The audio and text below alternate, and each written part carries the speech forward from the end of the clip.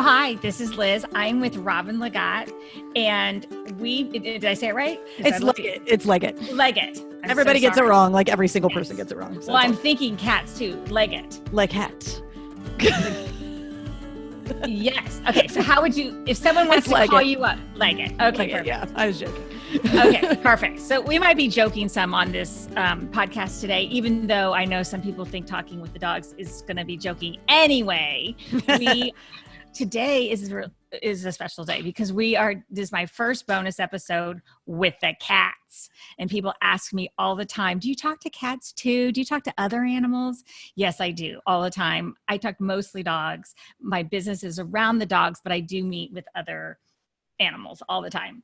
So the last cat that I tried to do for a session, walked off the set, walked out of the room. That sounds very much like a cat. Yes. So it was good, but she gave a lot of information. So we're going to do your cat. So because I wanted to meet you, we met in a group on Facebook and you posted something about your roller derby days. Mm-hmm. And I thought, oh my gosh, I have never heard of anybody or where there is roller derby around other than a movie. And so there you were, and I wanted to meet you. So I asked if you had a dog, and someone said, well, she has a cat or cat. So I'm like, hook me up. Okay. So you're a coach for women who are starting to get old. And I like how you joke about that because we try and deny it, the aging process. And I can hear your cat saying, embrace it, ladies. You need to embrace it. That's right. That's right. It's not about denying your age. It's about figuring out how to feel ageless. Yes. So do you want to do a little spiel on what you do? Yeah. Now's your chance. Yeah. So I proudly say I'm 45 years old. I am an athlete. So I currently run obstacle races. That's my sport of choice, which is those types of races where you go out to a trail and you run and then you have to climb over a wall or crawl under barbed wire or go across monkey bars, like stuff you used to do as a kid. Yeah. Uh-huh. But I get to do it in my 40s. And I also run road races, trail races. I ran my first marathon this year, right before everything shut down. Mm-hmm. Got to run the LA Marathon. And prior to that, I played roller derby for 11 years. And that was my first introduction to any sport in my life. And I was about to turn 30. And so, I like to help women, particularly women over 40, really discover how tapping into their athletic potential can create far-reaching benefits in all areas of their lives. So this is also why I knew I needed to meet you, because people ask me about that, like with animal communication and, can I do it? It's like, yes. It's like, we can do things when we're in our 40s and people do things in their 50s and 60s and 70s. And so I really think that resonated with me, that you were someone who did roller derby, and my listeners who might not be ready to embrace doing marathons just yet, you never know. Or some women think they can't talk to their animals, and whatever it is we don't think we can do. I think what you and I both have in common is that yes, you can, and you just start by trying. Yeah, it comes first from a place of openness, just having an open mind. And I'm sure you agree with that in regards to talking to animals. It comes from having an open mind and opening yourself up and stop denying yourself, stop coming from a place of like, I could never do this. I don't believe I could do this. I could never do this. You come from a place of openness and willingness to try. And then you start as slowly as you need to start. I won't say nobody. I have a podcast called Seasoned Athlete and I interview older athletes. And so I don't say nobody runs a marathon on their first try, because some of the people I've talked to, that was their first thing they ever did. But that's an outlier type of situation. Yeah. Most people maybe will go for a 5K, if they're thinking about running. So you start by lacing on your shoes and walking out the door. Like, that's thing number one. So you can start as minimally as you're ready to do, but the more you open yourself up to these things that are outside your comfort zone, the more reward you're going to experience by doing it. Yes. And that is exactly what talking to an animal is like. When people say, how do I do it? You have to start. And if your animal's not going to tell you 5 things, if you don't start with 1, and if you don't get quiet and accept and be open to it, and the whole thing is open. That's our theme today, but we'll see what the cats have to say. Right. So we're here. So I invited you on. I saw your cats and they're very chatty. You have 2 of them. So for those of you who are here for dogs, just bear with us, because animals communicate just the same. And it's fun to hear when there are multiple animals in a house, how they can have very different perspectives. Mm-hmm.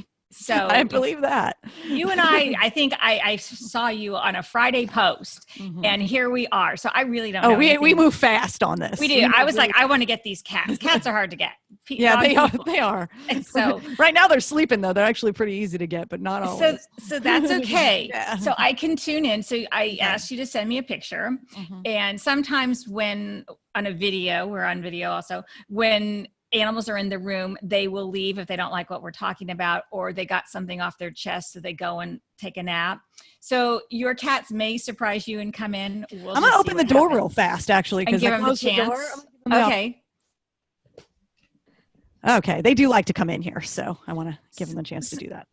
So the cats are not in the room. They're not in the room. We are going to invite them to come in if they want to. I can still talk to them. They know we're talking about them. They say we always know when she's talking about us, and they do certain things when you are talking about them that you know that they know what they're talking about. That's what they're telling me. Yeah. So, okay. So you can add anything. I don't want you giving me information. You've told me their names. There's John Ford Coley and England Dan. For those of you who have I hope some of you know who they are. They're musicians. Yeah, usually known as England Dan and John Ford Coley. Yes. Yes. So my husband named them. Well, that's okay. Yeah. I love the names. I love the names. Their vets don't love their names, but we love their names. Their vets get confused. So one is gray and one is orange. Yes. Which one is which? England Dan is the orange one, and John Ford Coley is the gray one. Okay. We call him Danny and Johnny for short too. Actually, Danny. we call the gray one Tubbies or Tubby because he's Tubby. Okay.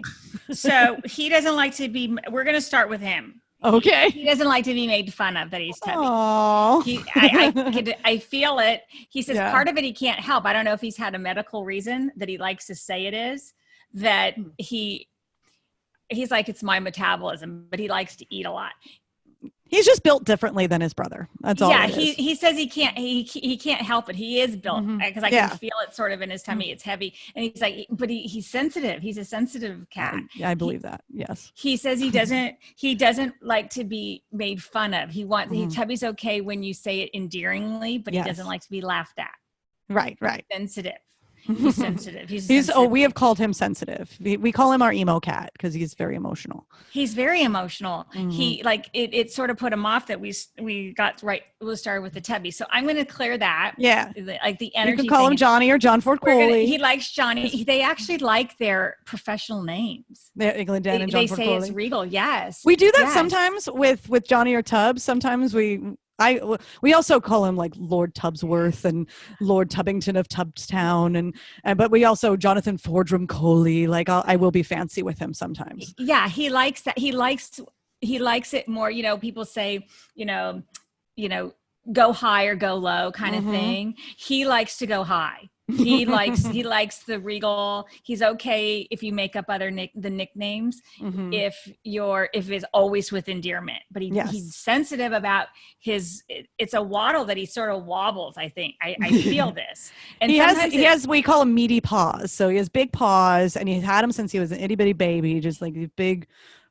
I mean, he's just a tub of love. Like he is made of love. Like I think if you ask just like what's on his insides, it's love. Like he wants to love at all times. Yeah. He's very cuddly.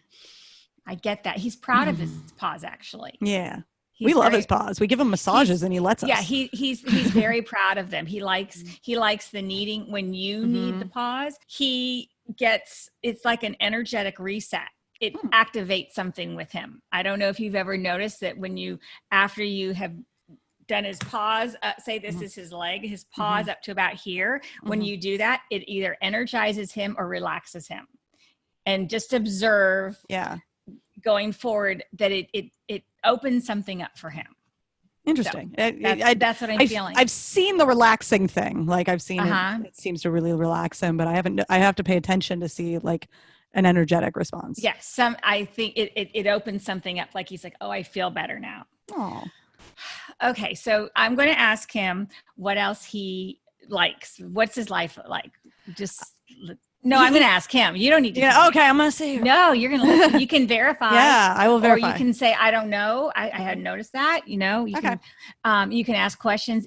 When I tell you something, I'm not going to say what I think it means. I'm just going to tell you. Okay. And that's where the fun is. So, okay. So I want to ask him about his life. He wants to, let me show you around the house. He is as much as the love he is, and they have their dynamic. He considers himself the master of the house. And animals often like to have jobs, and some take their jobs seriously as they're going to bark out the window or they're going to lick a plate. And he is master of the house. He really likes to patrol the whole house. When people come, he likes to keep an eye. He says he keeps an eye on them. He likes to show them when you give a tour of the house. He is a master of the house. He actually doesn't do well with company. It's possible he looks at it from a distance, but he will hide. We don't have people over very much anyway, and that might be part of it. So when you do, though, he keeps an eye on them. He possibly keeps an eye on them. I know he does not interact with people. His brother is more likely to do that. But he maybe because he's protective of us, but when we have people come and work on the house, or people come to clean the house, or friends over, he will leave the room. So he's master of the house. He's master of the house. He's like, this is my house. He's master of the house. If he doesn't like their energy, he's getting a lay of the land. He wants the house to have an equilibrium. He's actually very into the energy too. And he likes the balance of the house. And that's why he's picky over who comes. He says, he's going to challenge you. He says certain people come over, and he does come out for certain people. Yeah. There's a trust building that seems to have to happen. Definitely. Well, and he says it's more about, he says, I can tell just what kind of people they are. He's very selective. So it's interesting because he does it in a different way than a dog who might be fearful.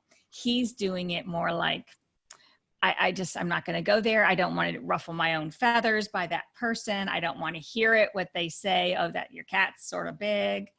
It's like protection of his, like what they tell mature people who, as you mature, well, then don't do that. If you don't like it, don't go there. Right. So he is doing that.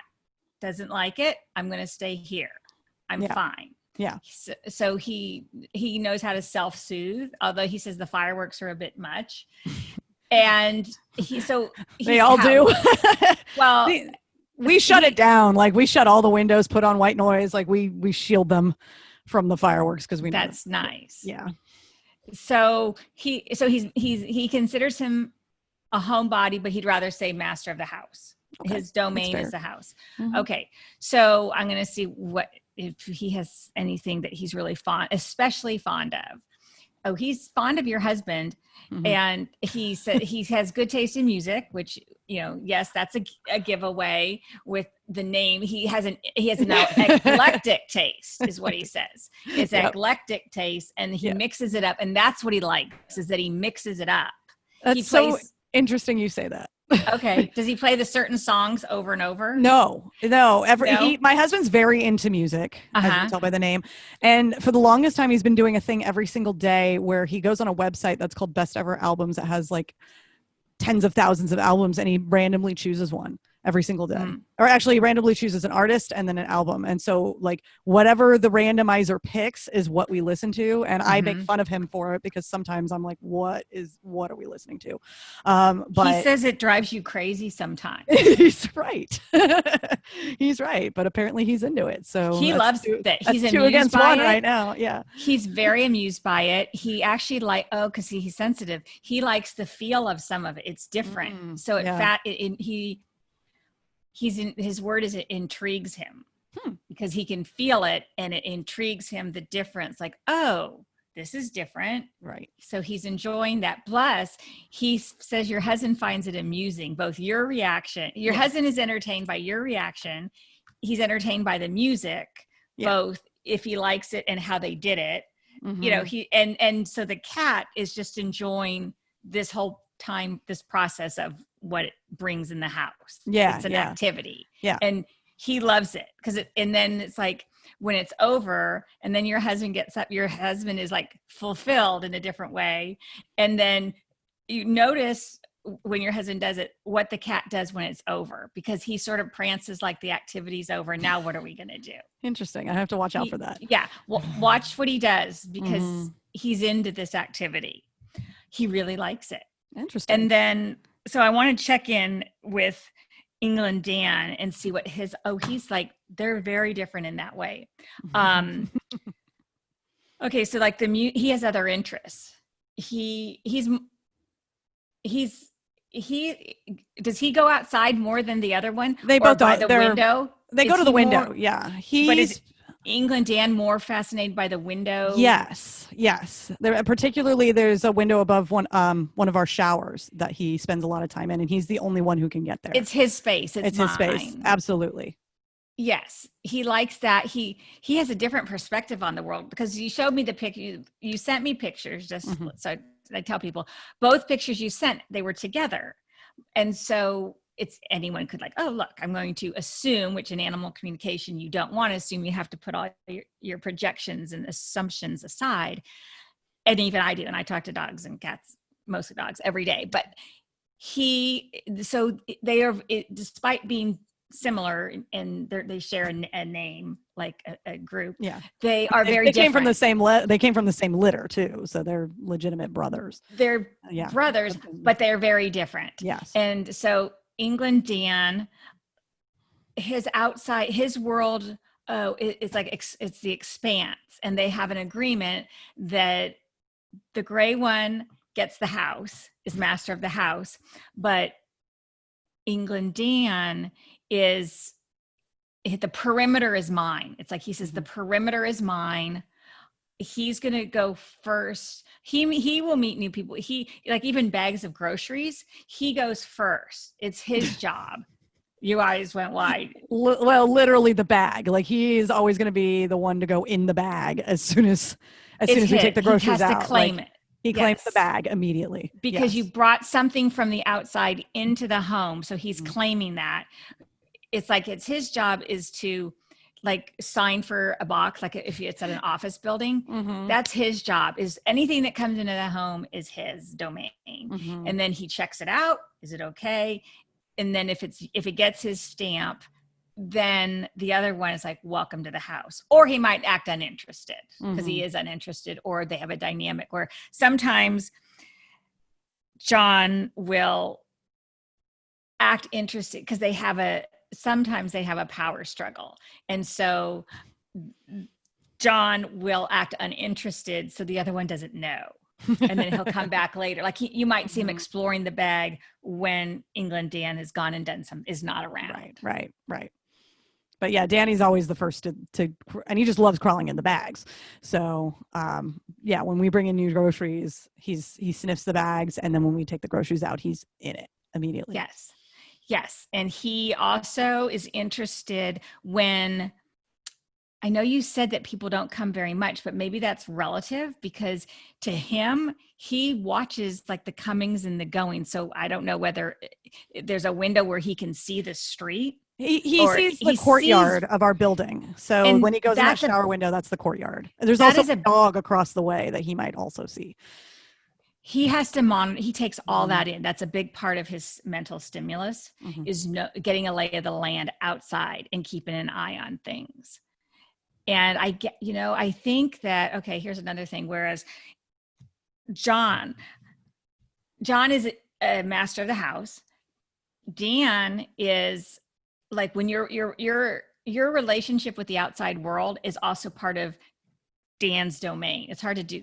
They're going back. It's part of Dan's domain. So when you have an energetic experience outside, and like the running and the exercise, Dan is that's part, when you come home and the smells and the energy, that's all part of he has to check out, and he loves it. Whereas the other one is busy taking care of the bed or something, the couch in the house. They have inside, outside. Right. They're although the smells belong to them both. Like, they are both very much into the stinky the stinky workout smell. Yeah. The outside world coming into them. And not just the outside world, but like the smells that come off us when we yeah. Well, that's part of it. And there's also energy. So when you've had, and when our energy, if you've had a really great run, you're a runner. So you've had a great run and you're feeling one way might be different if you've been stuck in traffic.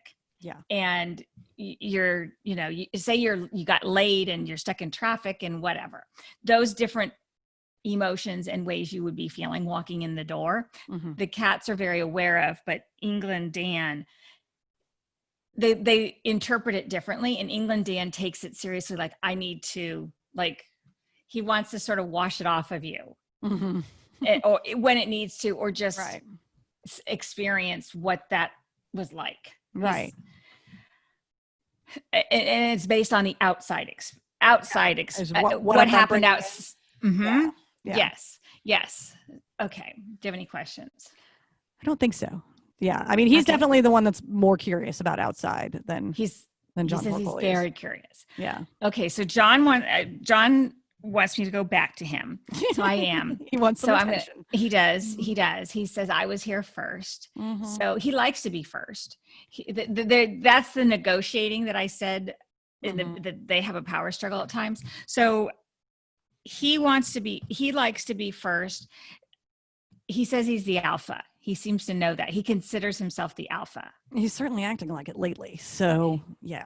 And you said lately, so I'll ask him, has there been a change? Is there something you want to discuss? Oh yeah, there has been a change in the house. Did you rearrange some furniture? No. The change is about 6 weeks ago, we took them to the vet to get a shot for worms. And they came, prior to that visit, they were inseparable, best friends, inseparable. They would sleep on top of each other. They came back.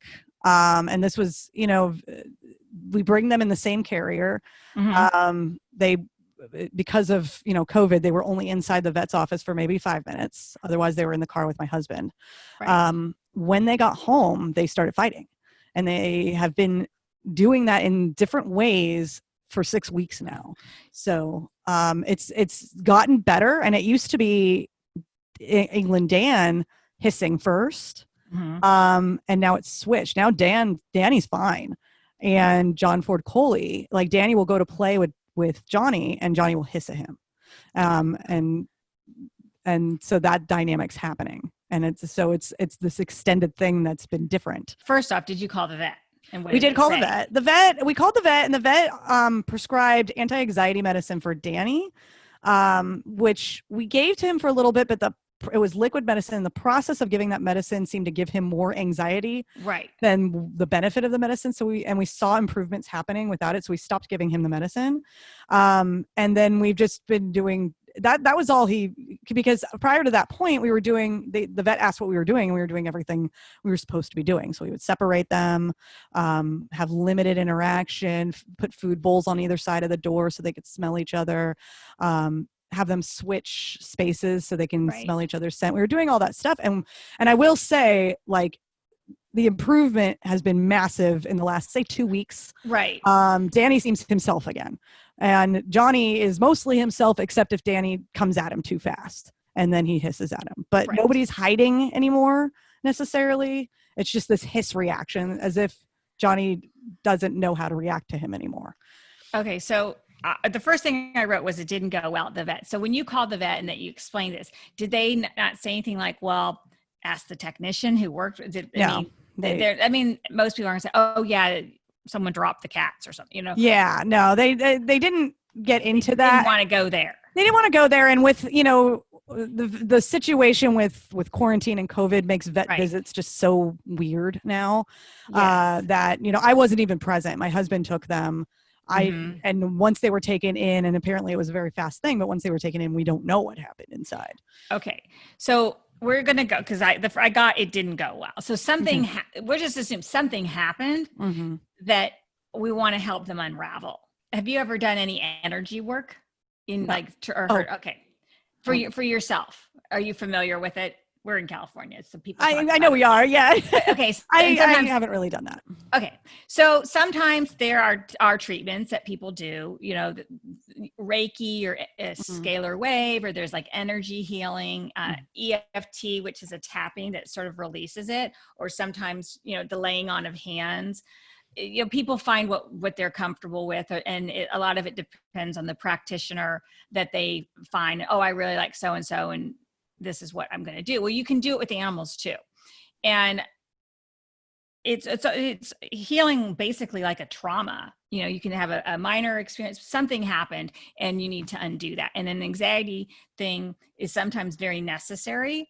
And sometimes it needs to work in tandem with figuring out what the cause is. Like maybe he needs more separate space, and gradually, like what you're doing, and it will come out. So I encourage you to keep working with the vet to figure out if the dose needs to be adjusted. And I understand about the trauma of the dose, but I'm going to tune in. So I'm glad you talked to the vet. I'm going to tune in though and see. He says he didn't go well. I feel like he was jostled, and it's almost like he doesn't want the other cat to get too close to him because he has a physical reaction. Yeah. And that they scrapped. It's like, like he's in pain. They scrapped in the beginning.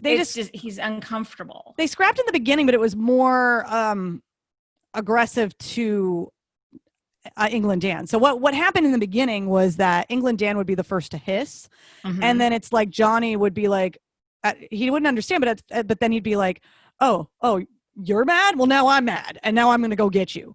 And so he would do the more aggressive, like once he got hissed at, he would hiss back, and then he would chase.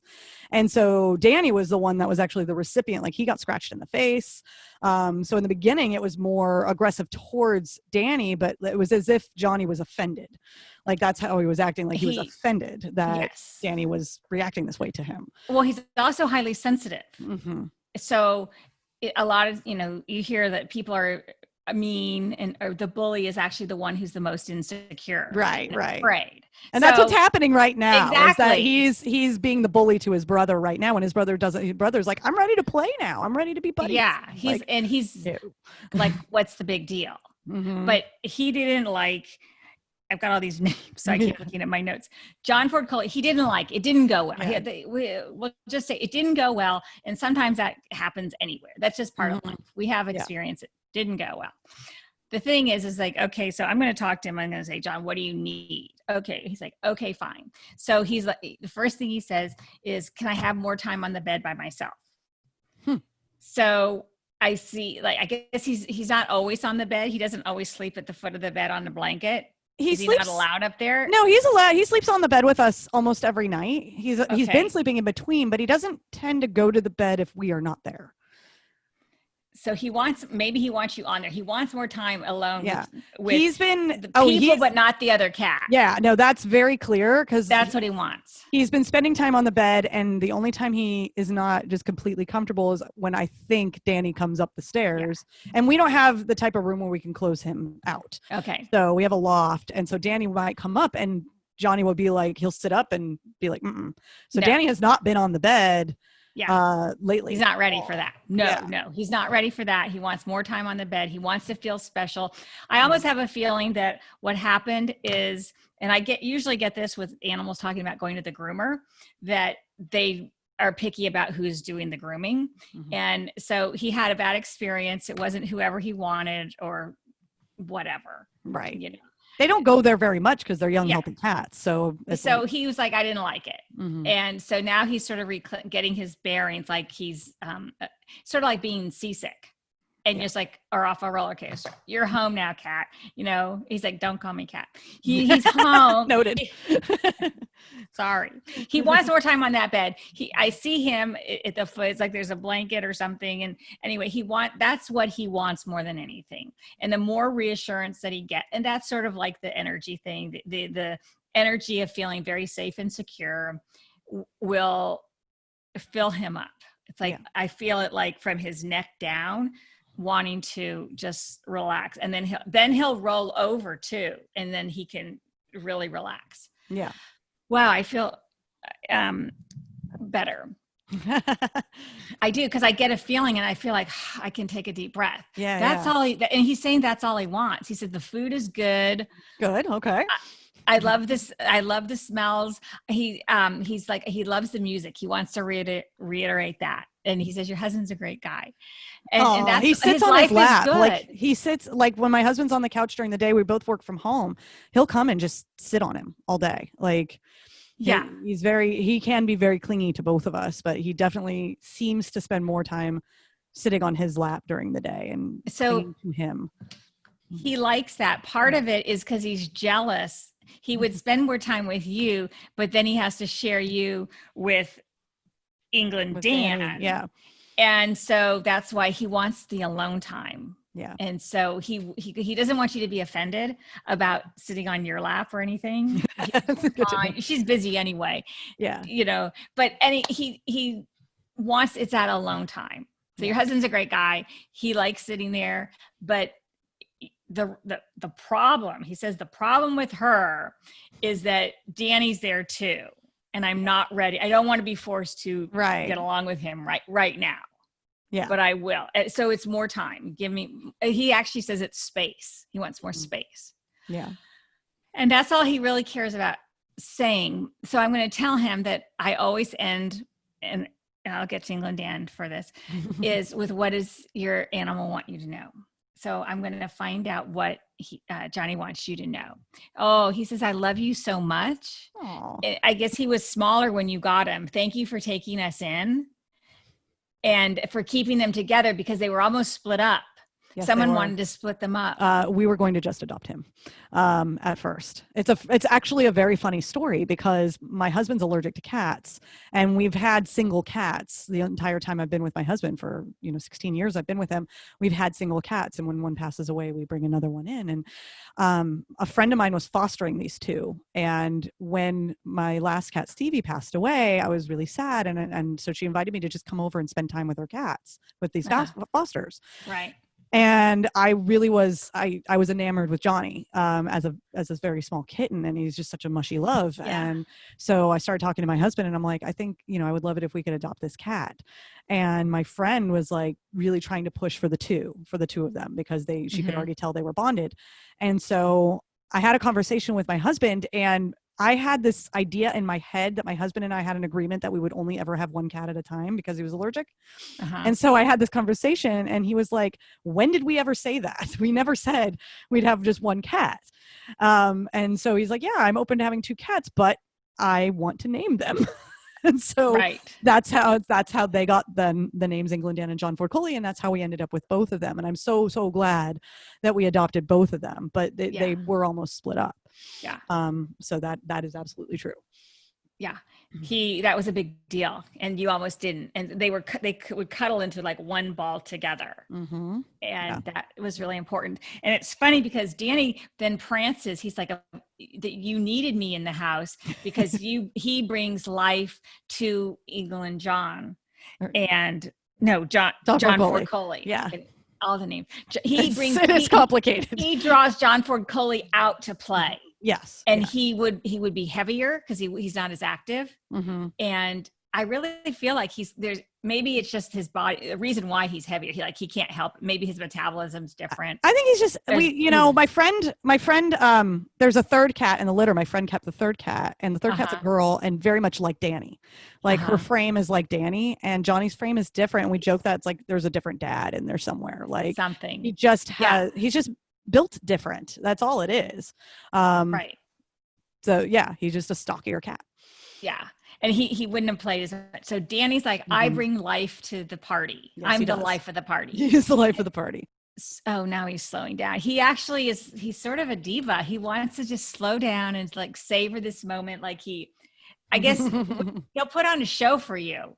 Yeah. When he knows you're watching, like he's like taking your time. Okay, well, listeners have places to go. So what do you want the people to know, Mr. Kitty? He's like that. He says more food. He would like to sample people food more often. He gets it hardly ever. He doesn't act interested. He says I see a spoon. You have given him something to lick off a spoon, like a broth. Sometime there's been a time, maybe your husband's done it. Right. Ask him. Sometimes those things happen. Right. He's curious. He's just like Johnny likes the music. Mm-hmm. He's curious about the food, and he would like he's open to trying that more if you are open to it. He's sort of diplomatic, like playing the game. So he would like to try that. He appreciates those juices. What else?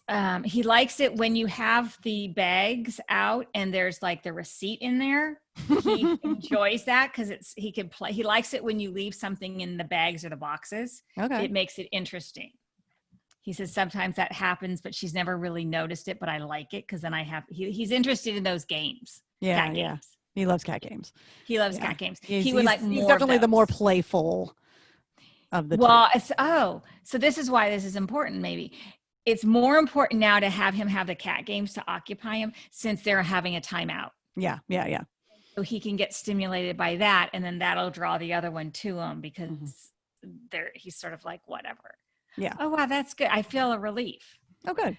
Yeah. So it's more important that you feel a relief. Yeah. No, it's all good stuff, and something to consider. But he needs more of it now that they're on a timeout, and then it will draw in Johnny to come because there's no pressure to get along with Danny. It's about the toy. Okay. And now that we talked about the incident that happened, is maybe it's a way to get him on the lap to help him relax. Right. Just keep the music going. It might just keep doing it. Yeah. Music therapy. Mm-hmm. That's awesome. That's awesome. Yeah. So just observe what you notice, how the cats are. And if you have any questions, you can email me back. That's awesome. I'm going to start putting receipts and crinkle toys inside of bags. And it makes it interesting. Thank you so much for your time and letting me chat with your cats. Oh, thank you for chatting with my cats. It's so cool. If anyone wants to reach out to you for your coaching, because it's important, and we talked about being open in the beginning, is there a way people can reach you? Yeah. So, you can email me, robin@robinlegat.com. So ROBIN@ROBINLEGAT.com. You can also find me on Instagram. That's probably one of the best ways for you to see what I do, and that's Robin Legat SGX. So ROBINLEGAT SGX. And that's same for Facebook, facebook.com/Robin Legat SGX. I post a lot of inspiration. I post a lot of education, different ways you can work with me. You can see how you can join my Ageless Women Athletes Facebook group to meet other women who are just trying to live an ageless life and push themselves beyond their comfort zones. And of course, I got to pimp my cats page, England Dan and John Ford Coley on Instagram. Funny story that we get messages sometimes we get tagged in Yacht Rock posts because people think it's actually their Instagram, which they do not have. So I have it for my cats. So, and then they get really excited when the cats like their posts because they think it's the band, but it's cats. So if you want to see England Dan and John Ford Coley, they're very funny and adorable. It's at England Dan and John Ford Coley. They are very beautiful. They are very handsome. That's on Instagram. So I had to at least share that as well.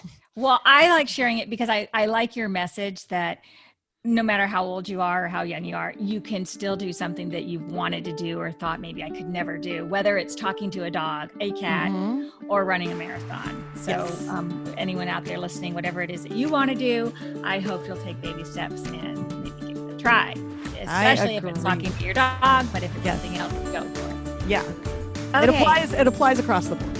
Yes. With an open mind and an open heart, and, give it a try. Great things happen. Take care. Thank you so much for having me on your show. Don't forget to subscribe, listen to the podcast, and remember, every dog has a story.